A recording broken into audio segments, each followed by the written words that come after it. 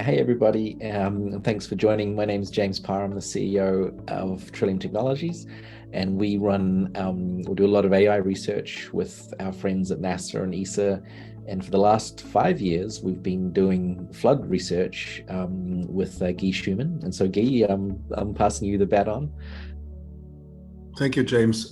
Happy to be here, and thank you so much for inviting me as part of this discussion. It's really nice. Yeah, I'm a person of a few hats, and my background is essentially flooding, flood modeling, and flood mapping using Earth observation data and also numerical models.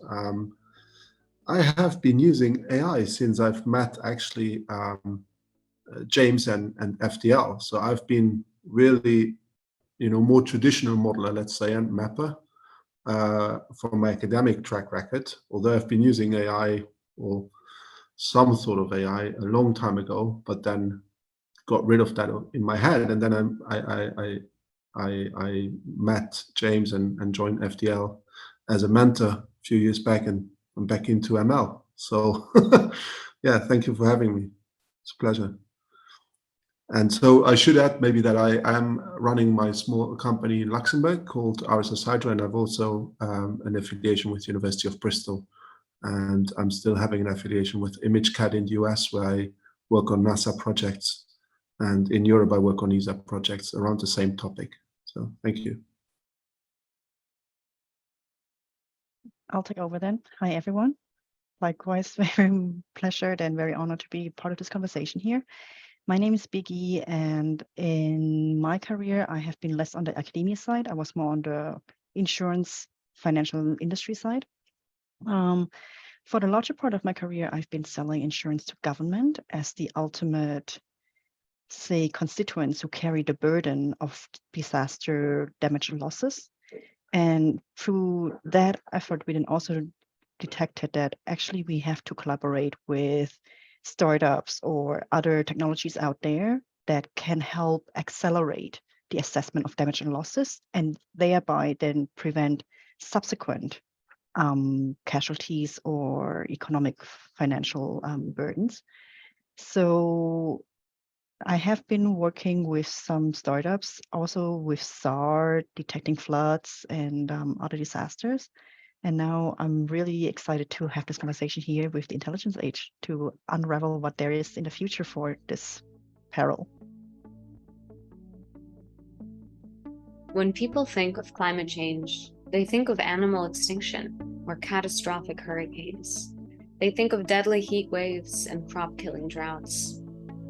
Floods are not often the first phenomena to come to mind.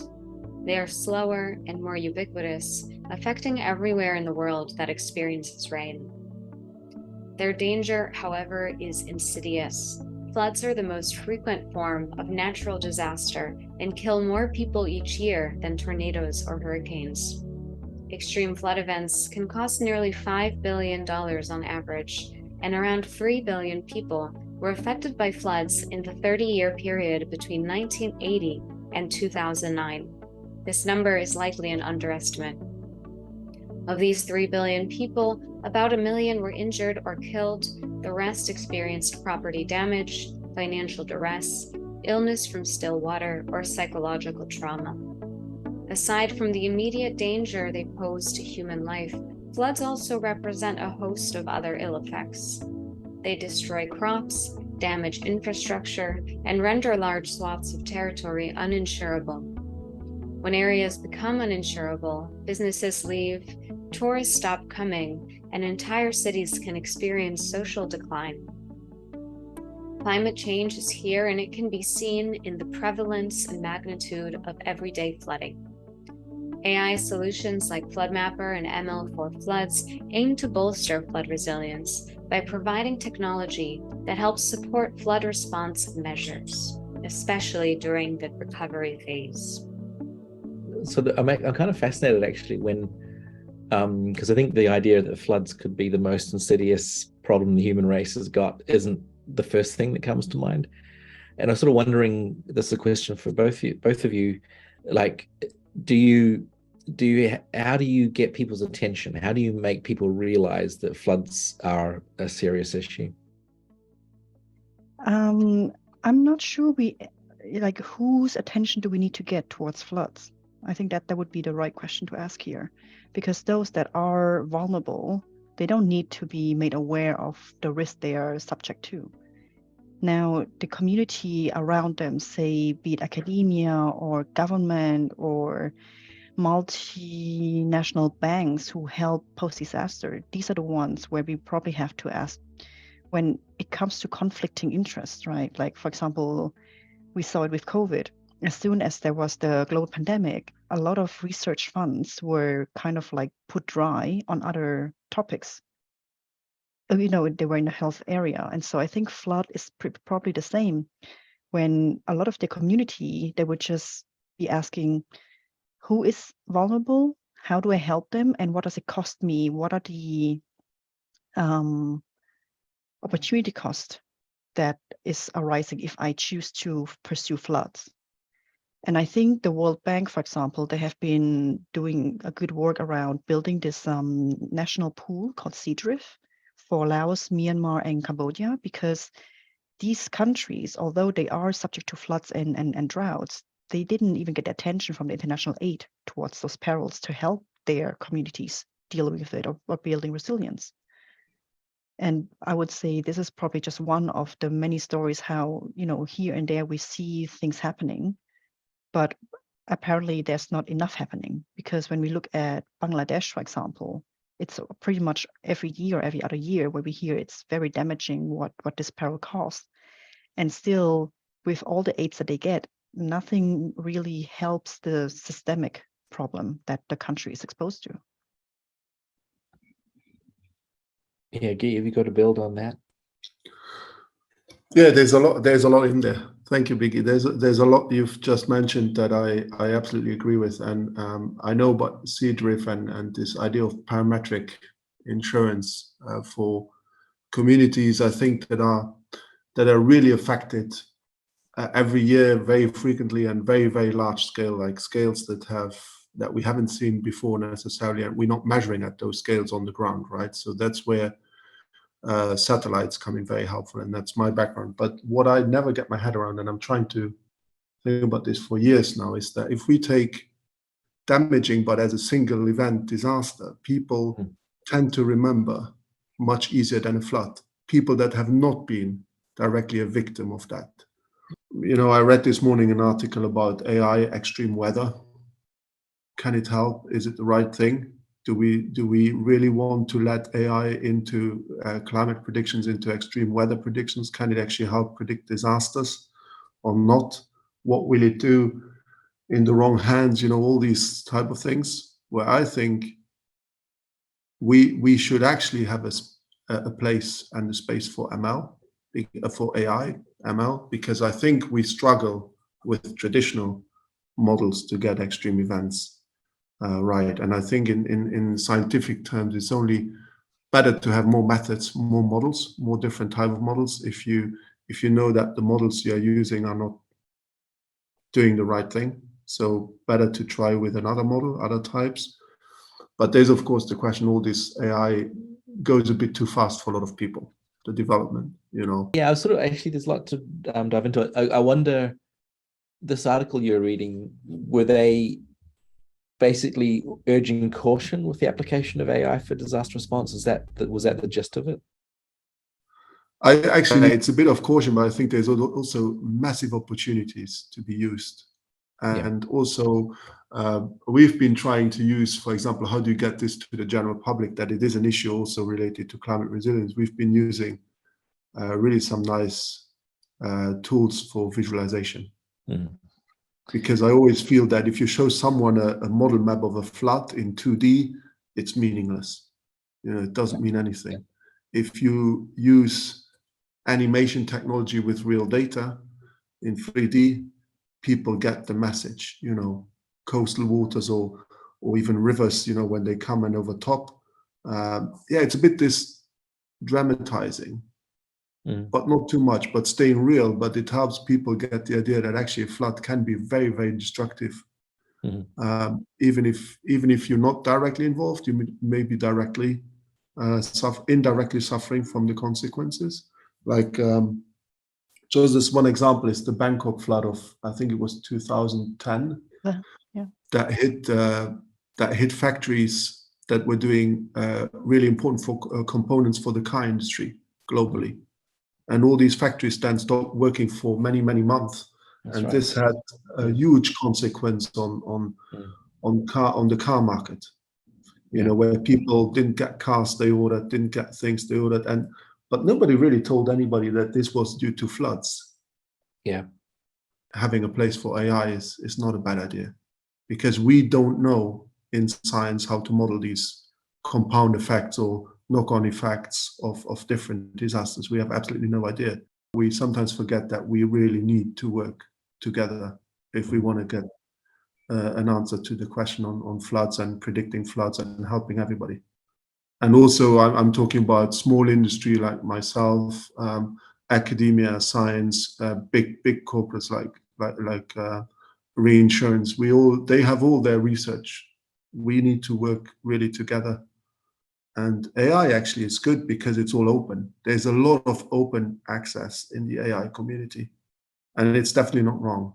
You've been raising a few good points, because when we talk about flood as a peril, it is for the immediate eye, right? It is not as disastrous, not as devastating as the perils like, say, a hurricane or an earthquake. Sometimes there is, right, that there are damages, and you see how many buildings are, have been subject to it, or how many people have been taken away. And personally, one of the reasons when I worked in the insurance industry and I talked to someone from the Ministry of Finance in the Philippines, and I tried to sell, a catastrophe bond, a parametric insurance solution against flood and tropical cyclone, and the person was looking me in the eye and was like, "But what do I do if, you promised me a check within 14 days after the event happens?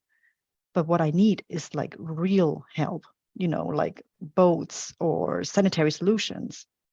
And then the person also asked me, "Have you ever seen one of your family members being taken away from the flood water?" And this is obviously, a rhetorical question, because I have never been in that kind of situation. But after that conversation, I mean, it left me quite hit. Like I was hurt, although it was not my family. But I was like, I want to find something that we can help these people with, because a lot of them, they don't even have the means to think about it.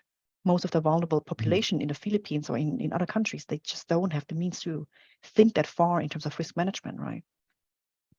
And also, I think another anecdote that is interesting is from Germany, the floods that have occurred in 2021, where someone told the local insurance company, well, it takes them about 2 months to file for the flood, for the claims from a flood event, because so this person runs a library, a public library, and they need to wait for the water to subside and then for the whole books to dry, to then really go through the books and see how many books have been, affected by the floods.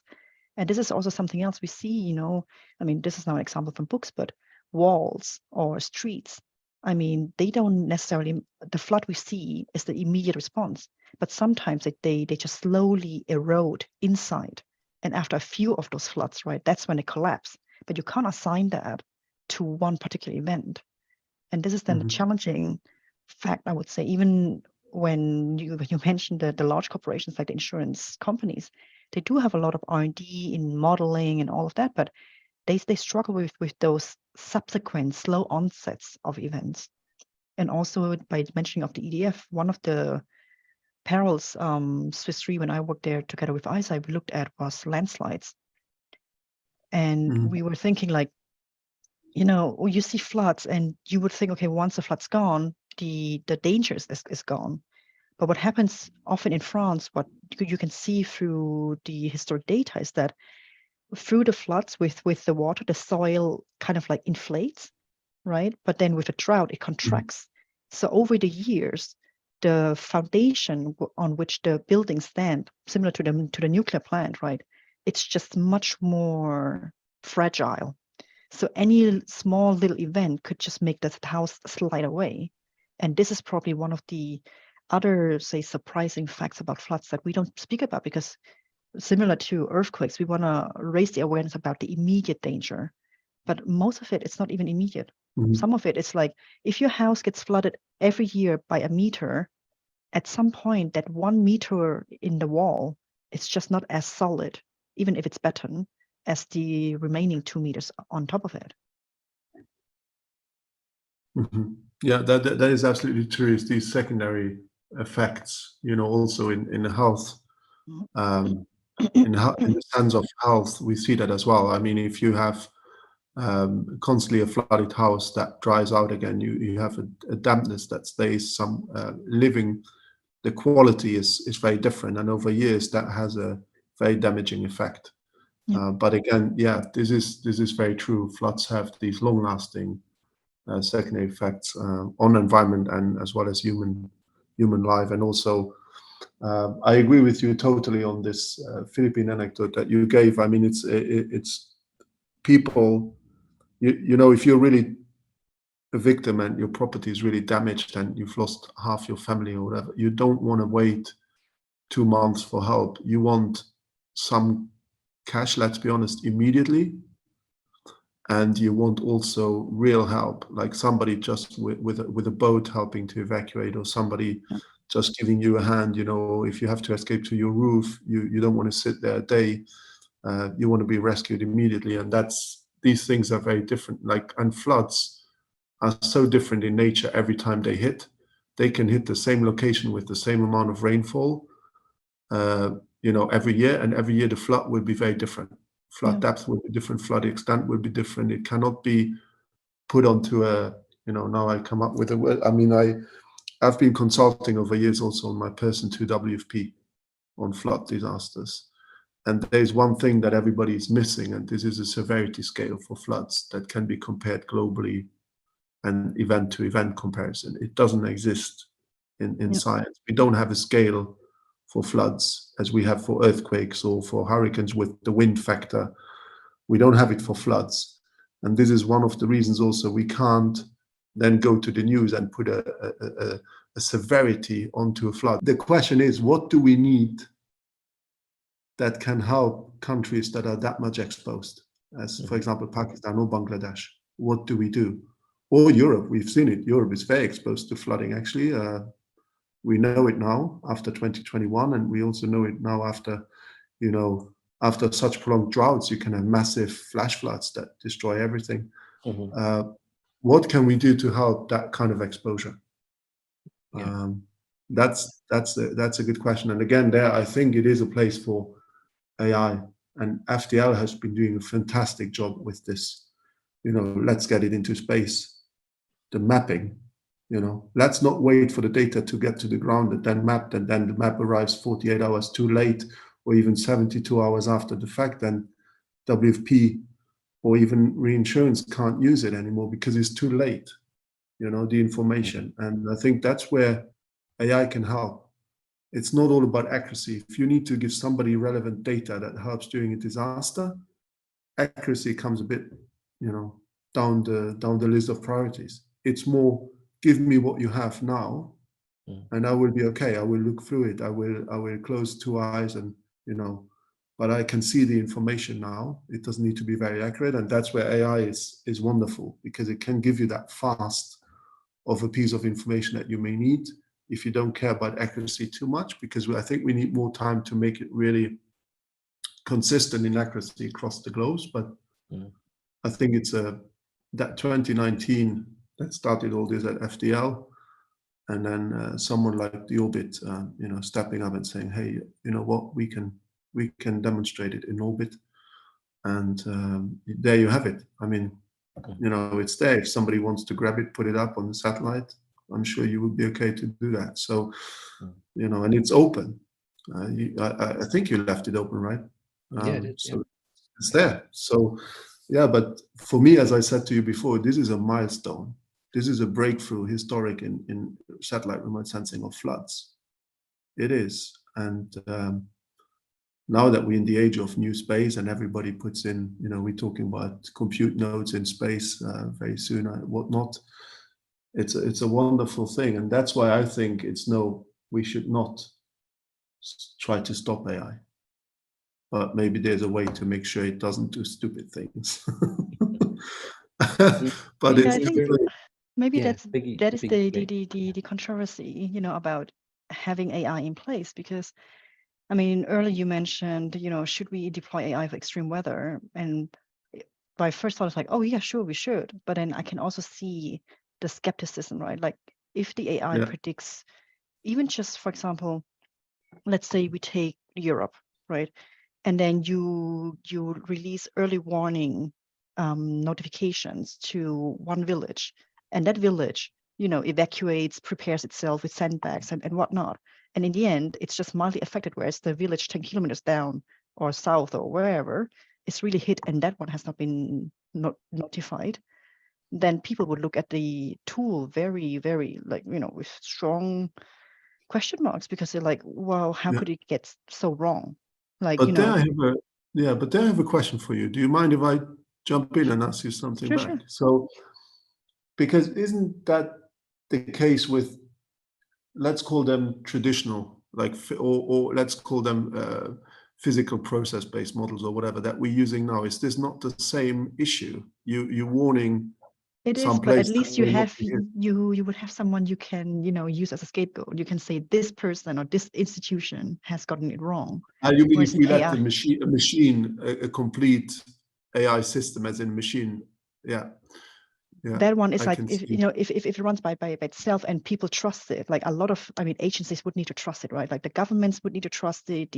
I don't know, down the road, who else is involved in the whole process of releasing early warnings and Yeah. post-disaster. But I think for warnings and alertings, it always should be a human and an organization issuing that.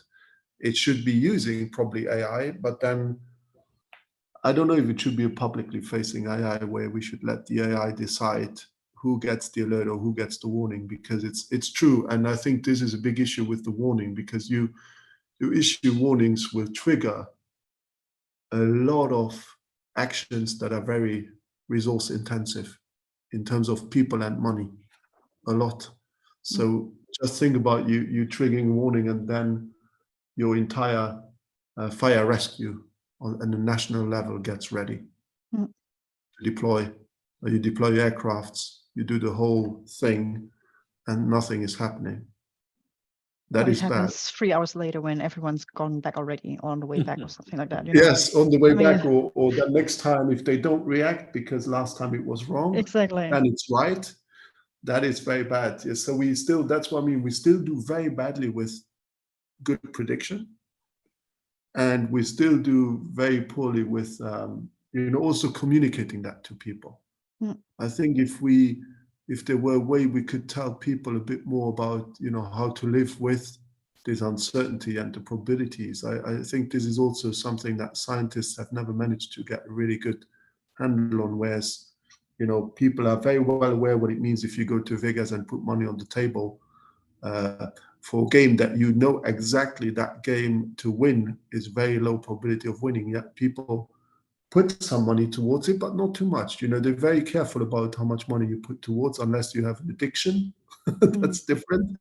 But yet, when it comes to flooding and extreme weather forecast, you have a probability, but there people react different. And it's in the UK, they were running a whole program about how to communicate that uncertainty to people, to the general public. I can imagine, but we've also seen it with COVID, Yeah. right? I mean, Yes. there was also a probability, like if you meet, there is a high probability with someone who is a carrier to contage the other. And some people were the strong believers of like, stay cautious, and some others are like, oh man, Yes. hopefully I'm just on the right side of the coin, kind of Yes. thing. Yes.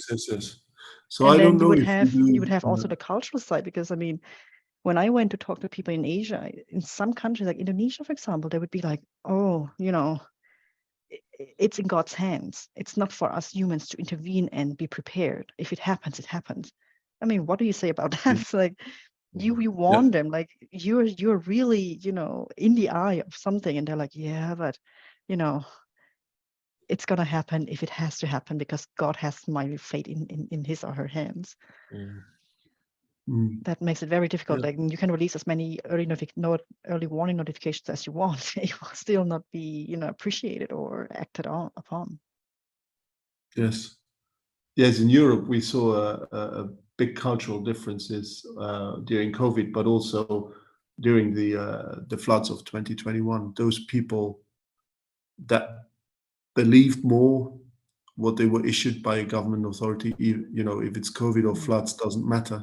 And there are those people that would never, or find it very hard to go with what a government issues. Yeah. And actually, there's a lot more scary stuff than having an AI model doing extreme weather prediction. There's a lot scarier stuff in the world. So, Well, it and depends who you ask. I think if you ask the yes, Chinese, I mean, when Swiss Re tried to do business with the Chinese and they tried to get hold of weather data, there was a very challenging act because they basically, yes, you know, barred you from access to any weather data, saying it's domestic security issues. yes, yes, And yes, you would yes, think, well, it's just, you know, rain, water in a particular area. They're like, no, it might harm their whatever domestic setup yes. if you knew Yeah, which that is area true. is more Yes, vulnerable economically and ecologically and whatnot. So, you know, yes.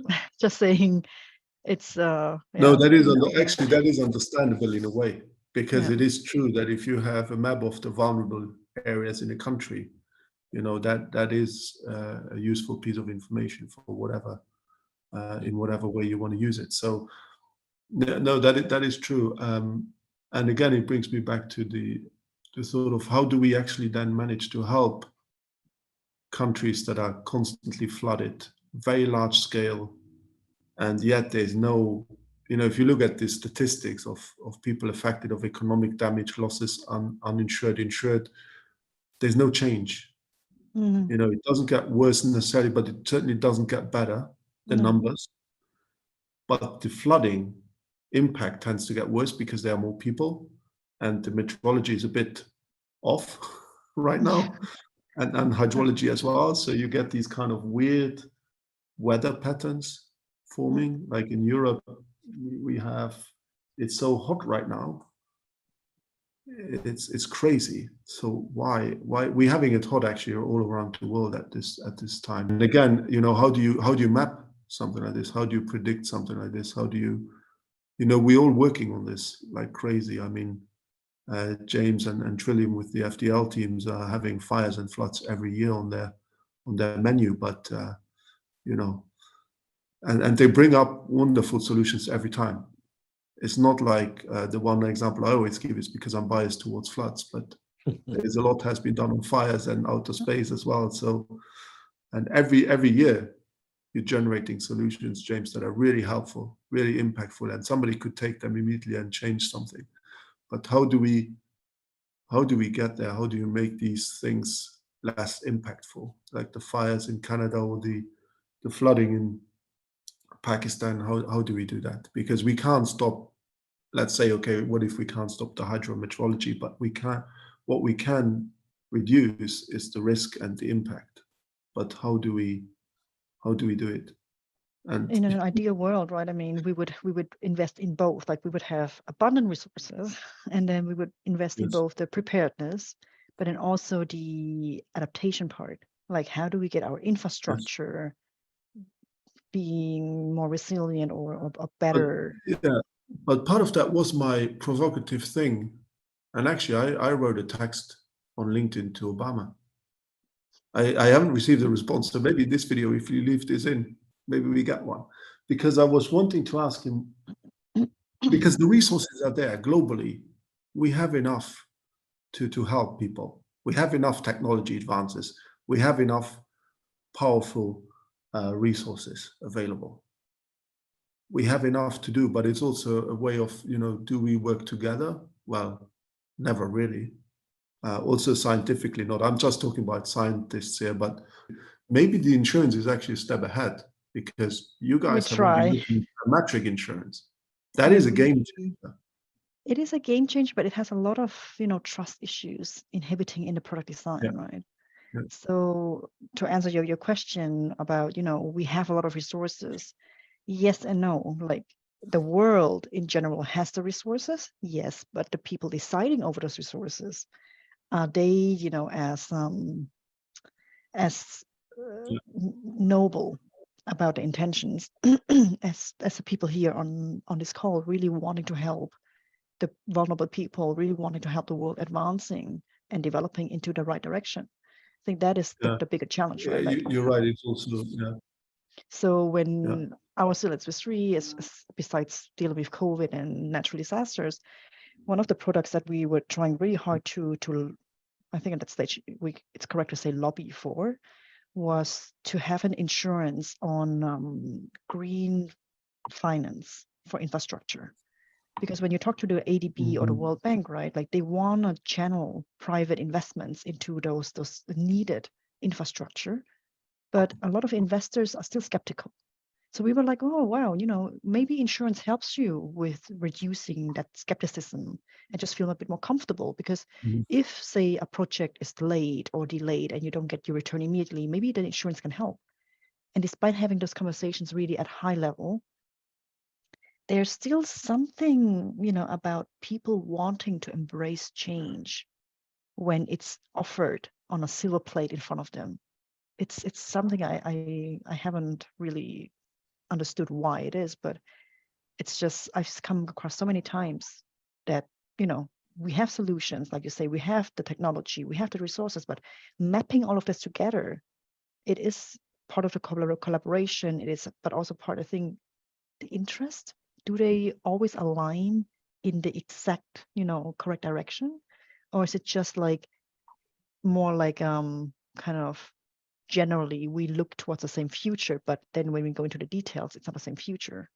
I mean, when I read through the history of how the COP came together, right? I mean, from the early 90s to then the COP 2015 until they've really signed this Paris Agreement, that was a very shameful, if I may say, example of how collaboration just does not happen, even at the state where we need it, amongst the people who have the say, who have the power, who have the influence to mobilize resources, unfortunately. Yeah. No, that's very true. And it's easier said than done as well. It's easy for me to say we should all work together because Guy for president, let's. So first time I was at the UNWFP, team there looking at the Mozambique flood. They had a few questions for me as a scientist, what they brought in all the maps on display they would receive left and right for free from universities and other institutions that would just map floods very quickly.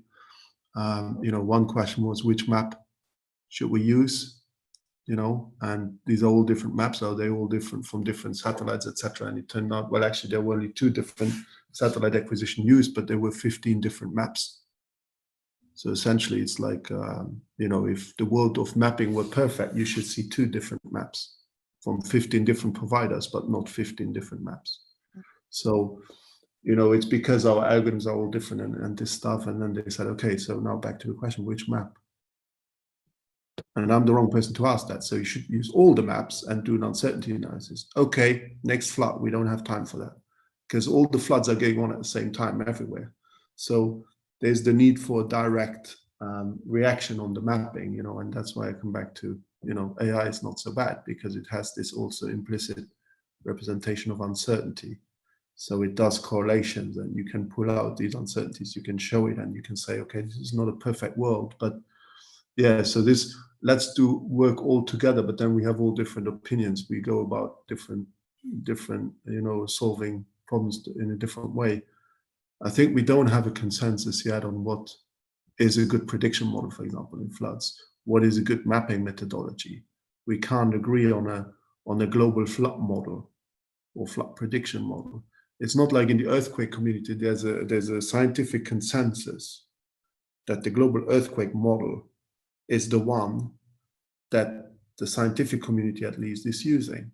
Measurements, if they are open, and this is also what FDL tried to do now 2 years ago, James, I think I was involved in that, I should know, but the hydrological prediction model and using AI, but the first challenge on any FDL challenge is always to find the common data, the data that we could feed the ML model. And this was only possible because the hydrological community came actually together the year before that, coincidentally, and created these camels or caravans of global data sets of hydrological measurements and parameters. But then if you use a global hydrological model with ML, it's actually outperforming traditional catchment-based models. And I do think maybe it's definitely not wrong to work on AI when it comes to these kind of things. But again, yeah, it's much easier said than done to say, okay, let's all work together, because I think in hydrology, the scientific community needed maybe 20 years convincing to put out finally common databases of some measurements and parameters, and some countries are not feeding in their data to that. So yeah. And then we take it to the next level. We talk about DTMs and sewage systems in cities, yes. And then this just all explodes or implodes, the whole project. Biggy, what are DTMs in that context?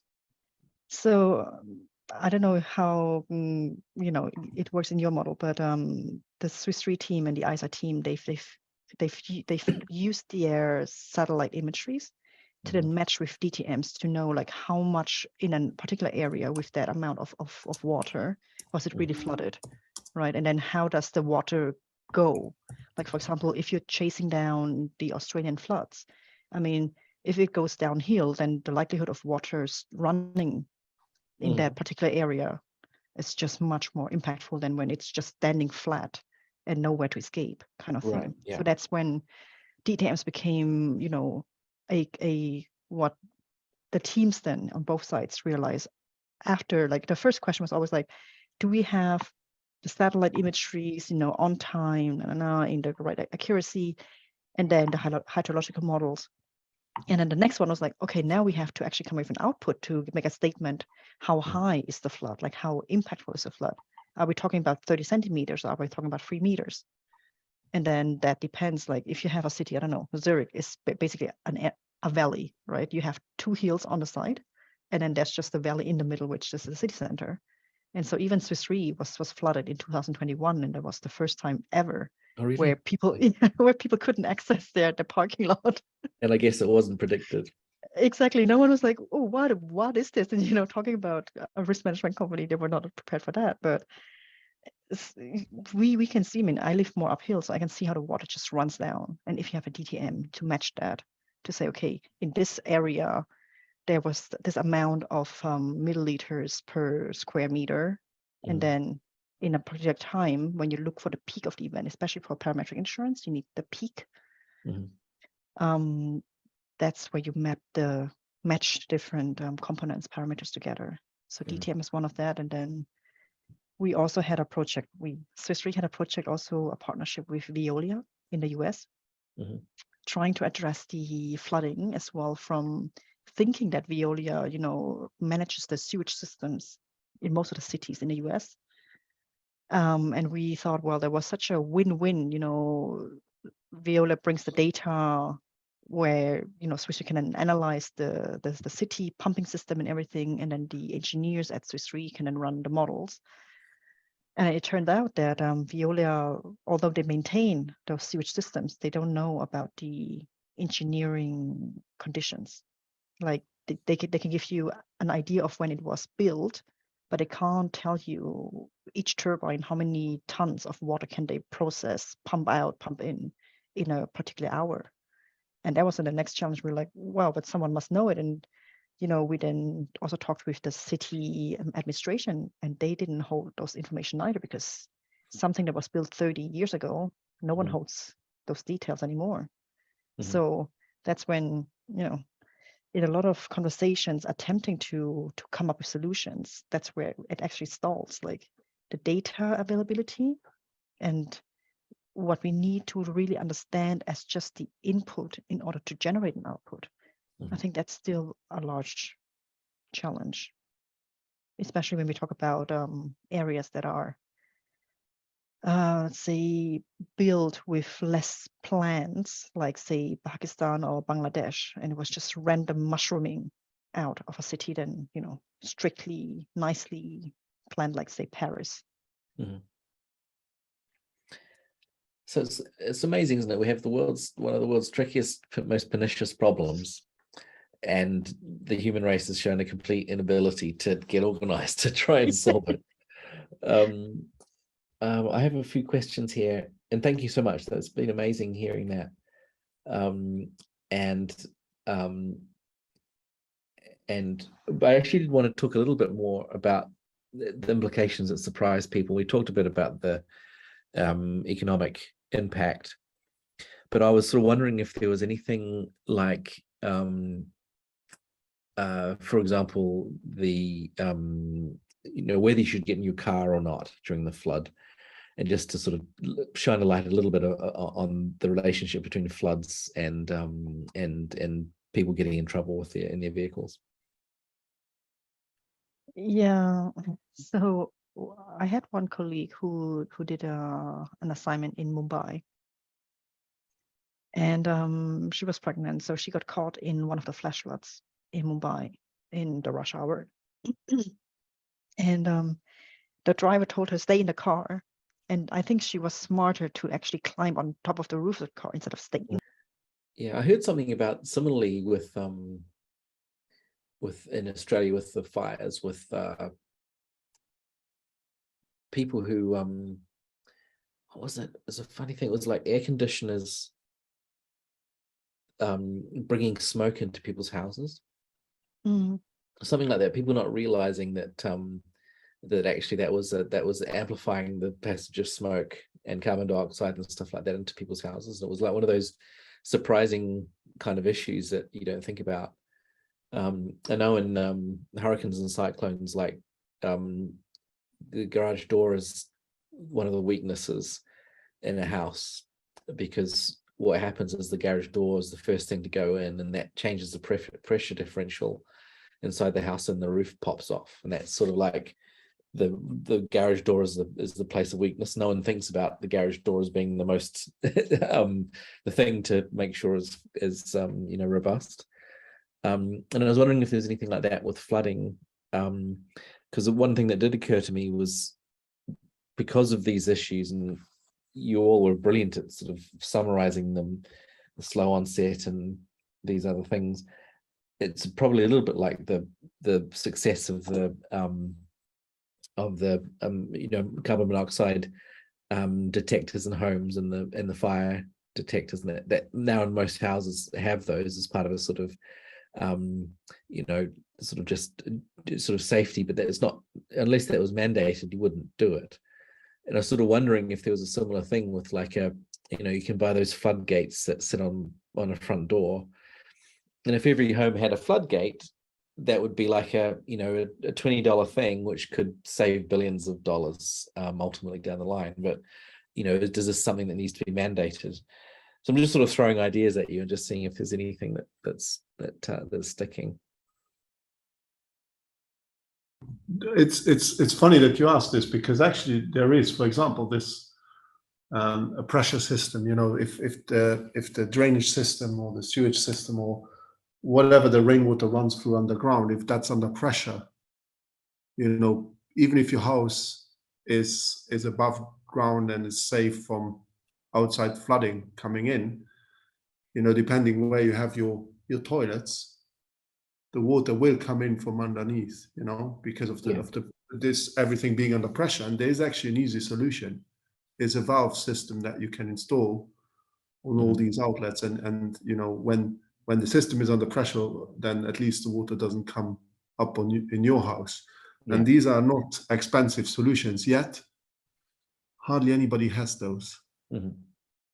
That is in a vulnerable zone and is flooding every year, and knows perfectly well that the water is coming from the system up. Also I lived in the UK for a while. It is common that, first time I came to my flat in the UK, the first flat I had was like, what is my washing machine doing in the kitchen? Why isn't it in the basement like in Europe, like everywhere else in Europe? But it is not in the basement, because basements typically flood in the UK. Right. So electrical appliances are not where the floodwaters go. So you raise them, and it's actually the insurance that's almost requesting this now. also at home in Luxembourg, things are changing because, we have had this 2021 flood where nearly the entire country got flooded, but there are easy enough solutions where people don't think about. But hardly anybody is educated on those things, and you can't expect people to know that. I mean, honestly, you can't. So there are things I didn't know. You cannot expect everybody to know, but there are certain things you can communicate. And because there are engineers that know exactly that. Yeah. So yeah, it's exactly that same example you gave with the air conditioning. So there's solutions, but and easier solutions, because it could, like a lot of floods also turn into an ecological disaster afterwards, right? So very quickly. So if you make sure some of these things don't happen. Also, like, people tend to take off their shoes when they walk through floodwaters. Why would you do that? Because if you have a wound on your feet or something, you're going through muddy waters that have all kinds of bacteria. Instead of keeping your shoes on, would be safer. But these kind of things, I think it's just about telling people what to do and what not to do. Or typically we see this in a lot of American places where people take their cars, are told not to take their cars. The first thing they take is their cars and drive away. And then they float and they flood and they don't get out of their cars anymore. Well, also the same is true for hurricane warnings. The first thing they tell you is don't go and pick up your kids from school. In a school, they're quite safe. They have a shelter. They go to the basement. Don't drive and pick up your kids from school. Every parent goes and drives to the school to pick up their kids when there's a warning. So, but these kind of things, it's the same for floods. Is I had a conversation with a resident here that got flooded. He took his car out of the of his garage, opened the door, and the floodwaters came in. It's like, why would you even try and drive out?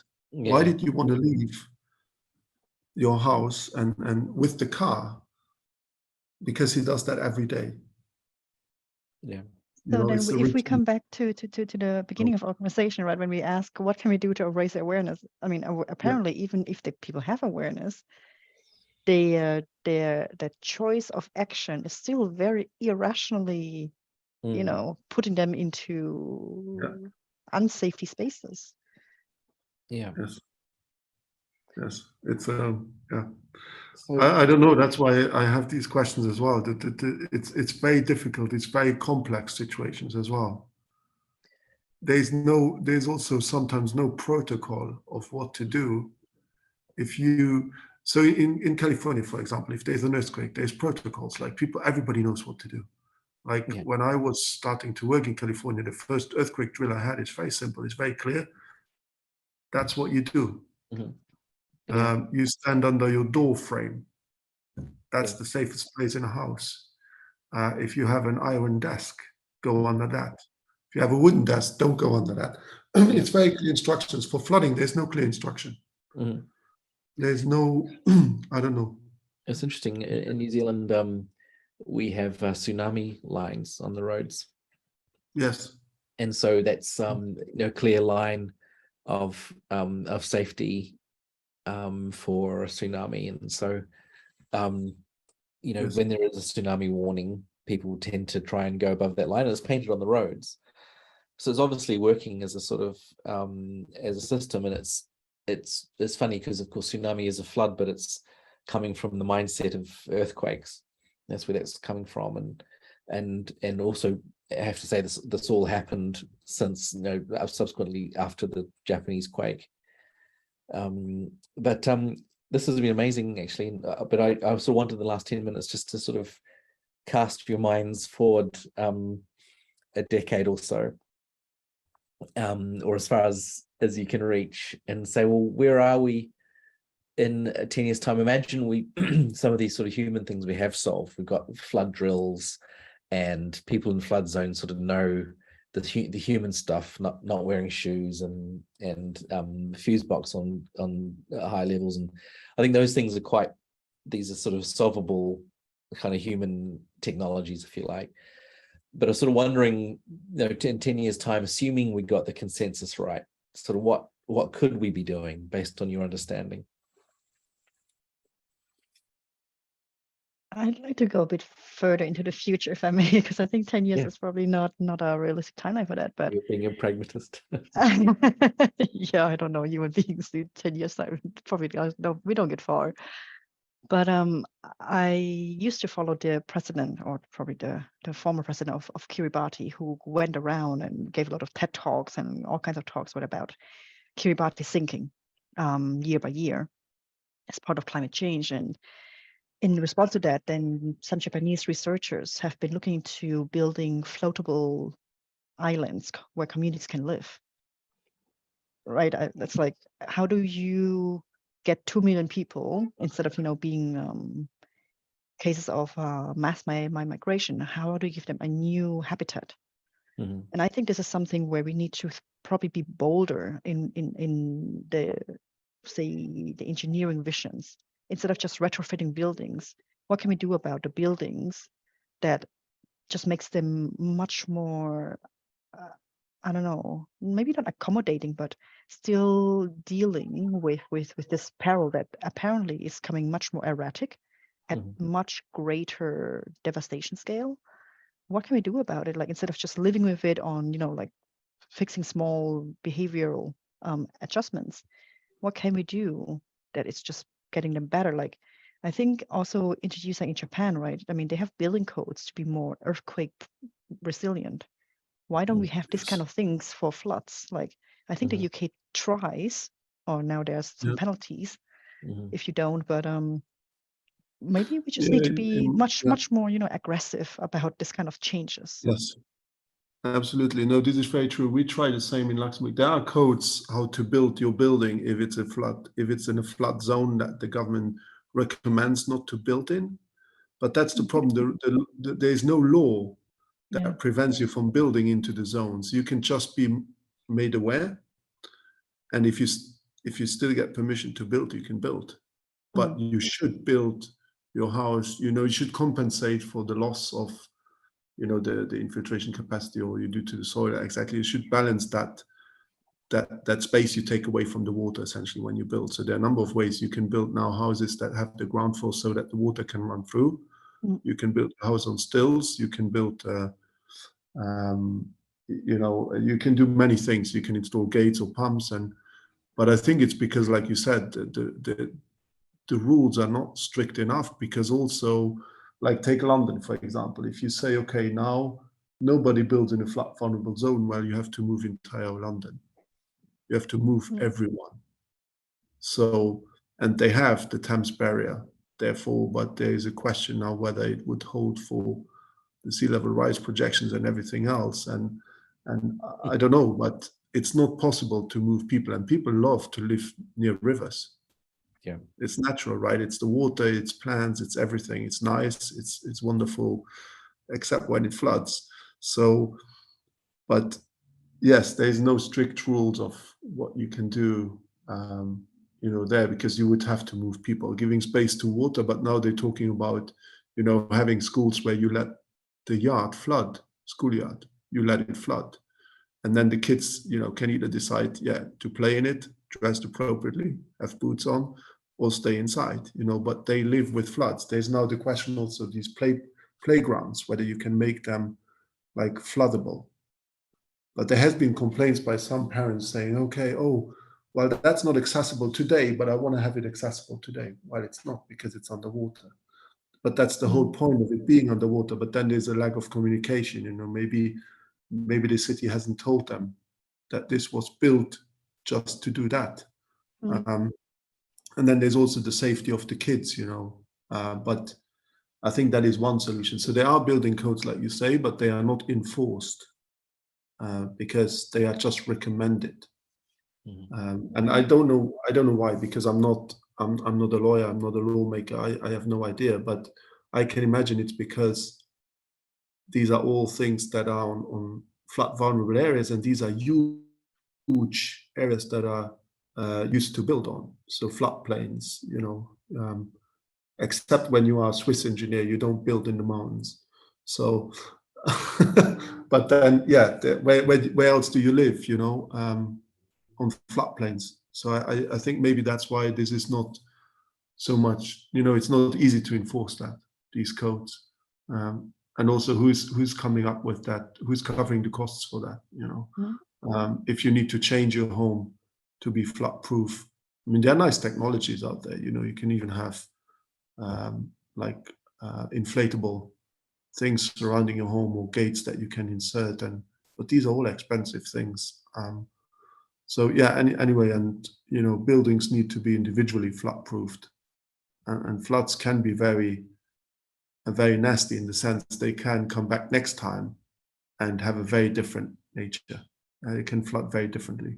So yeah, I don't know. It's too many questions here, I think. I sort of want to make sure we're covering off this, because I think when it comes to infrastructure and engineering, this is stuff the West possibly can mobilize against. Presumably they get out of their own way. But there's a really nice question here on the list, which is, how is flooding a social issue as much as it is a climate and humanitarian issue?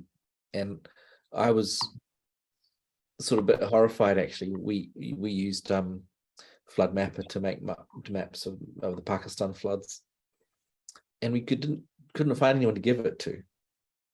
Just wasn't and when we talked to the UN, they said, listen, there's no one in Pakistan really that we can give this stuff to. So I sort of want to just shine a light on that and say, we have this other discussion, which is, sure, making for lack of better way of saying it, Western cities more resilient feels like that might be possible, but really we still have this sort of 4 or 5 billion people who are massively vulnerable.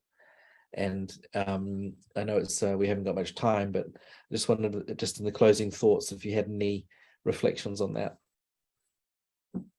Yeah, I think in some countries it's better to go directly to the people instead of relying on the government to act. Like, I mean, the closest case I have is the Philippines, right? I mean, despite controversies about President Duterte, he was one of the most effective presidents that the country has seen. I mean, in both ways, in good ways and in bad ways. But when it came to, taking care of the people, he was there. But still, there were so many problems for him to pick the fights on. It was just almost impossible, right, to deal with it. And so in the end, it's still left to NGOs or corporations, like conglomerates are very present in the Philippines, for them to say, like, you know what, we're just going to build our own cities on our own terms because we have the money. The mayor and the administration is not really, fast and effective and whatnot. So let's just pull it off ourselves. And so these are the kind of things where I'm like, maybe, we rely too much on these authorities where we feel like that's part of their mandate, where that should do, but all those shoulds don't get us far quick enough, right? So maybe we should just turn our heads towards those that do, maybe without the official mandate, but have the intention to. And maybe one of the funnier exercises that I've then seen is different conglomerates in the Philippines, especially Manila, were coming together to create some kind of like a risk management pool for themselves, because they wanted to make sure that the suburbs, or more the slums around their malls, would get a payout in terms of an earthquake. And when we asked them, why would you do this kind of, humanitarian act, they were like, because the malls is usually the place where a lot of people will go to post-disaster, because it has facilities, it's safe, you have toilets, you have running water, and you're kind of sheltered. But they would like to keep the malls for the people who go to the mall and not for, as an evacuation space. Yeah. But still, I mean, their motives might not be as, noble, but in the end, it is, at least they are trying to do something about it. Whereas the government, they look at it as the entity of like, oh, wow, okay, 100-something million people with I don't know how many islands with their own issues. And then we have all kinds of dynamics and social unrest here, there. This is not a problem they would pick. Right. Yeah. So speaking about, how do we tackle climate issues and humanitarian issues, I would say maybe we just need to broaden our own understanding of who do we turn to. Like if you have the Pakistan map, maybe you go to those, millionaires and billionaires in Pakistan who may have a better interest and use for those maps than the government who's just too busy you know, grinding their own administration, bureaucratic mills, and not getting anywhere with it. Yeah. I agree, but maybe I'm coming from a different angle, but it's the same answer. I fully agree that just to give you, I think a good example is, like, it's hard to protect individually oneself against a volcanic eruption, for example. Your infrastructure, your home, right? How do you do that? It's hardly possible.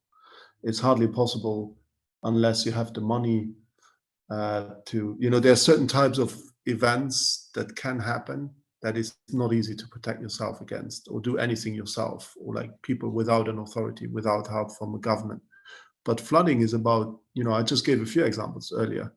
You can actually protect yourself a little bit, at least, against floods. If you know how, and if you have the support from a local community, it's also possible to do it. And I agree with the fact that we should not sit around and wait for governments to do something really fast and big, but we should really go to the people that are already doing something on the ground. And this is very often NGOs, like you said, Biggy, but it's also about, there's a lot of things individuals can do to minimize these impacts, and as individuals, without necessarily the government interfering or waiting for the government.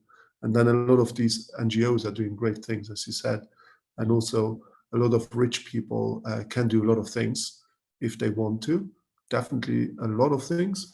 And we see some of those initiatives, and I agree, we should also look into those avenues a bit more, because getting something into a policy and then politics and then government and then law is a very lengthy process. And and floods is a very damaging thing, and it happens every year. It happens way too frequently to not do anything as an individual. So yeah, that would be my also my thoughts on that. But it's the same answer. I absolutely agree. Yes. Amazing. That was awesome. It was so good, and I'm really I love the conversation. I'm so grateful. Thank you. Okay, it's been great. Nice. Thank you so much.